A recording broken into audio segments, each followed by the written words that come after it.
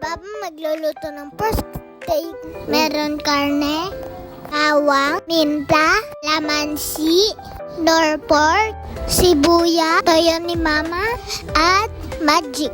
Okay, let's do this. Una, hibain ng sibuyas. Sumunod naman garlic at kalamansi. Higain ang kalamansi sa karne.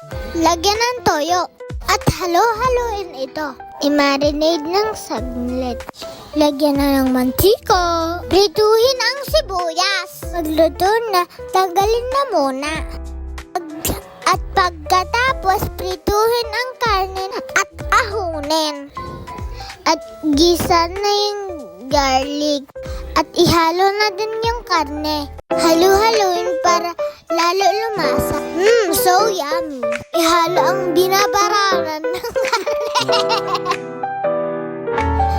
Buhusan na ng toyo ni Mama. Ilagay na yung norpor.